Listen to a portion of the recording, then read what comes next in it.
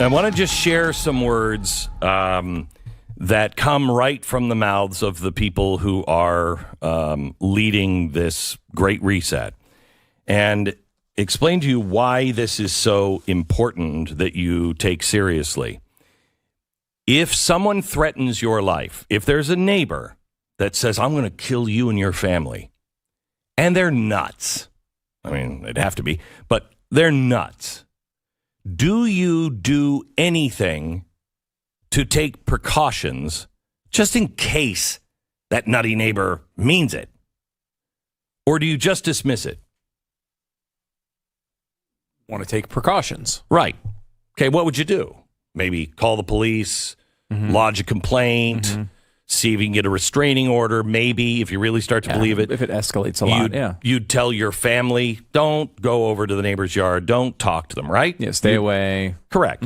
You'd be a fool not to. Right. Okay.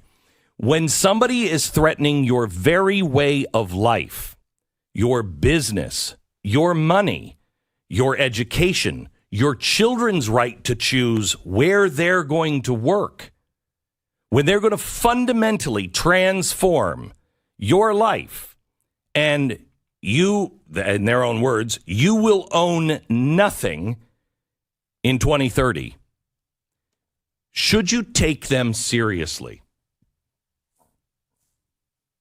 I would. Wait a minute. You're saying I'm not going to own the property that I already own?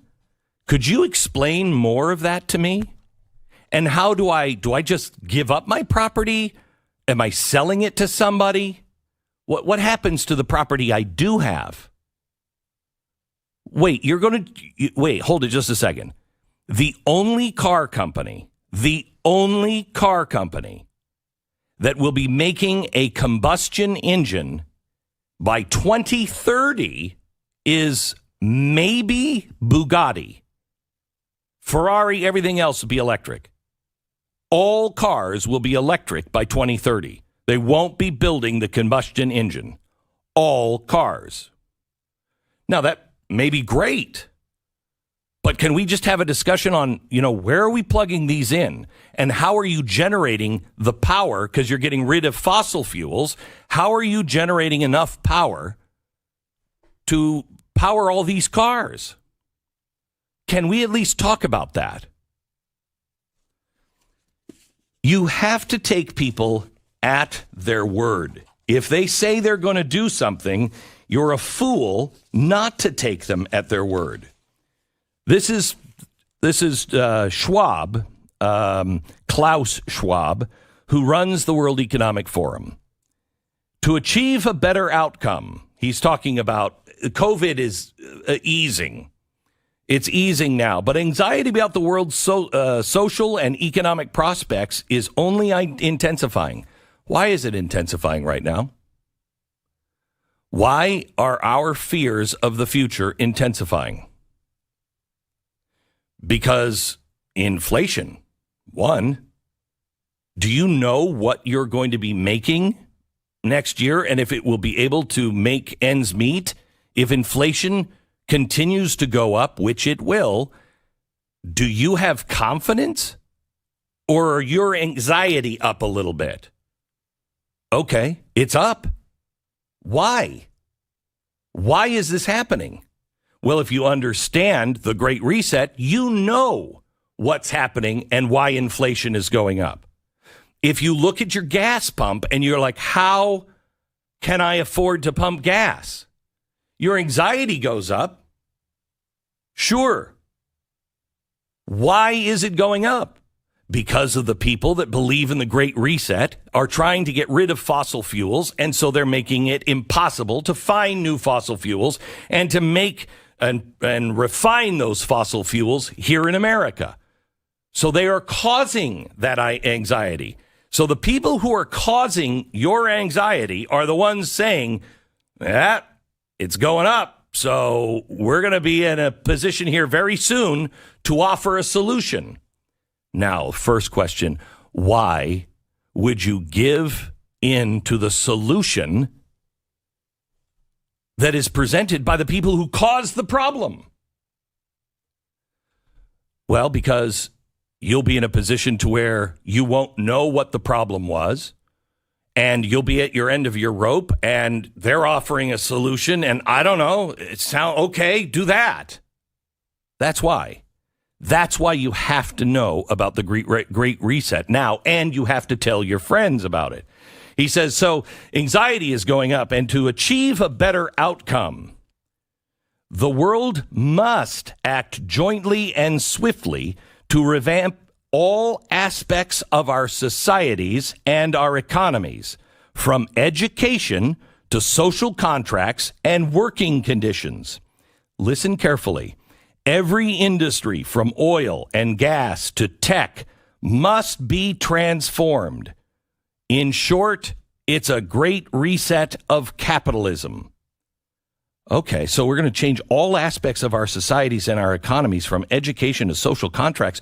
What could possibly go wrong with that? And you notice he did say, you must transform. From Greenpeace, another leader in the ESG world, we set up a new world order after World War II. We're now in a different world than we were in then, and we need to ask, what should we be doing differently? The World Economic Forum has a big responsibility in that as well, to be pushing the Great Reset and to look how we can create well-being for people of all the earth. We need to design a better world based on solidarity and sharing. Solidarity and sharing, and deciding how you protect people, both within nations and globally. It's crucial.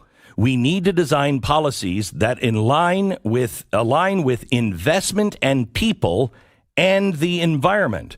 But above all, the longer-term perspective is about rebalancing economies. What does that mean, rebalancing? That is a global shift of wealth. There are poor countries and rich countries. We need to get the rich countries to give money to the poor countries. And if you think the poor people are actually going to get our money, and it's not going to just go to enrich the organizations and the people that are the elites, you're fooling yourself. They're doing these things through fear because they are afraid. Hear me out on this. I got to do a chalkboard on this, but let me just run it by you and see if it makes sense to you without a chalkboard. Tech, I'm going to play some audio for you next hour. YouTube said, just have the government. We will enforce the laws. Just tell us what's illegal speech and what's not. That's an amazing statement. Why would they do that? Government. Do you think the government fears you? I think it does. And I think it does because, A, they know what's really going on.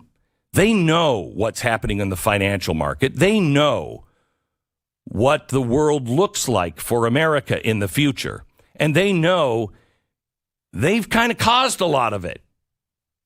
And people don't like to be poor and hungry and have their country taken from them. So they're living in fear. That's why they're cracking down. That's why they're calling moms and dads terrorists. They've got to crack down. Finance. Do you think the banks are afraid? Well, I think the banks and the Fed, they're so cushy, I don't know if they actually are afraid, but they, at the lower levels, they should be very afraid because we're on to them. And when our money is gone and they are the ones who got bailed out again and again and again, and they're fine, and they're telling us what loans we can and cannot have, they are living in fear as well. Big business, media. Don't think those guys living in fear of just losing what they have alone. So if everybody's living in fear, doesn't it make sense that they would maybe work together and say, look, we're all in this boat together? Because the people are going to be angry. And they're going to throw us out of office. They'll stop using our products. They're already not watching our TV shows. Tech knows with AI what's coming with unemployment, and they'll be blamed for it. You don't think tech, look how popular they are now. Can you imagine when there's 40% unemployment caused by AI and big tech? They all have reasons to say, we're all in this together. Let's redesign the world. We'll protect each other. We'll make sure that our lifeboat makes it to shore.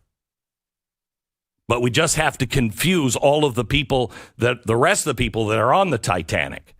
We just have to confuse them enough so we get our lifeboat down in the water. That's what's happening.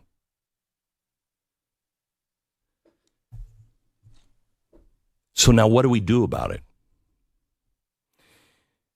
There are a couple of things. One, you must know what the Great Reset is and how it works. It is the Rosetta Stone for everything that is going on. Two, you have to call your state legislators and get them to sign and to develop a bill. I'm hoping that Idaho will have the best one. Kansas has a pretty good one. New Hampshire is working with a lot of different states on their bill. This is spreading because of you. These legislators, these politicians have no idea what's going on. And the biggest pushback is these are free markets. It's not from the Democrats. It's from the Republicans. The Republicans are like, these are free markets. We don't have a right to say what free markets can do. This is not a free market. This is designed to stop the free market. This is designed to destroy capitalism. You're not protecting capitalism. By not moving, you are actually helping destroy it. And the only answer we have is at the local and state level. The states can say to the banks, you can do any metric you want as long as it's related to a person's financial situation, their financial well-being. You can't use social credit scores to decide who you're giving a loan to. That stops. Some of the states are going a step further, and they're going after and saying, we're pulling all of our pension funds out of BlackRock. That's billions of dollars. If your state doesn't do it, California and New York are big pension holders. It's just like the curriculum. If California and New York decide what the curriculum is for their states, most likely the rest of the country is going to get it because they control it. We have to be in this fight now. Educate yourself. Educate your friends. Call your lawmakers locally. Tell your state reps and your state senators you've got to work on an anti-ESG bill, and know that you're probably going to have to educate them because most people don't know what it is. You're way ahead of the curve. You are critical